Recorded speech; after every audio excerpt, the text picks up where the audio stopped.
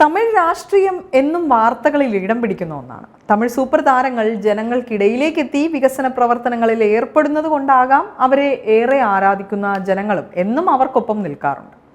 MGRൽ തുടങ്ങി സ്റ്റാലിൻ്റെ മകനിലെത്തി നിൽക്കുമ്പോഴാണ് ഇളയ ദളപതി രാഷ്ട്രീയത്തിലേക്ക് എന്ന വാർത്ത സ്ഥിരീകരിക്കും വിധത്തിൽ രാഷ്ട്രീയ പാർട്ടിയുടെ പേര് തീരുമാനിച്ചതായുള്ള റിപ്പോർട്ടുകൾ പുറത്തു വന്നിരിക്കുന്നത്. തമിഴ് സൂപ്പർ താരം വിജയ് രാഷ്ട്രീയത്തിലേക്ക് ഇറങ്ങുമെന്ന അഭ്യൂഹങ്ങൾ ഏറെ കാലമായി നിലനിൽക്കുന്നതാണ്. തൻ്റെ ആരാധക സംഘടനയായ വിജയ് മക്കൾ ഇയക്കവുമായി ചേർന്ന് കഴിഞ്ഞ കുറച്ചു കാലമായി വിജയ് നടത്തിക്കൊണ്ടിരിക്കുന്ന സാമൂഹിക പ്രവർത്തനങ്ങൾ ഈ ദിശയിലേക്കുള്ള നീക്കമാണെന്നാണ് വിലയിരുത്തപ്പെട്ടത്. സൂചനകളിലൂടെ വിജയ് പലപ്പോഴും വിനിമയം ചെയ്തിട്ടുള്ള കാര്യങ്ങൾ രാഷ്ട്രീയ പ്രസ്താവനകളായാണ് ആരാധകർ ഏറ്റെടുത്തിട്ടുള്ളതും ചർച്ചയായതും.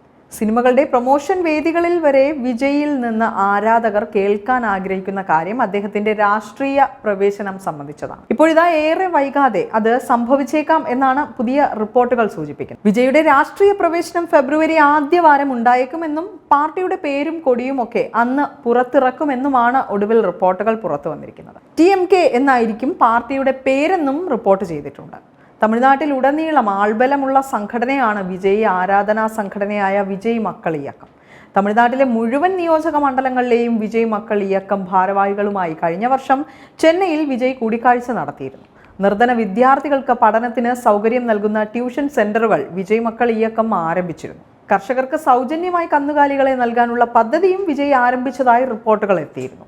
ലിയോ സക്സസ് മീറ്റിൽ വിജയ് രാഷ്ട്രീയ പ്രവേശനത്തെക്കുറിച്ച് എന്തെങ്കിലും പറഞ്ഞേക്കുമെന്ന ആകാംക്ഷ ആരാധകർക്കുണ്ടായിരുന്നു. ആ വേദിയിൽ ഇത് സംബന്ധിച്ച ചോദ്യത്തിന് നേരിട്ട് മറുപടി പറഞ്ഞില്ല എങ്കിലും നിയമസഭാ തെരഞ്ഞെടുപ്പിന് മുൻപ് സജീവ രാഷ്ട്രീയത്തിലേക്ക് എത്തുമെന്ന സൂചനയാണ് വിജയ് നൽകിയത്.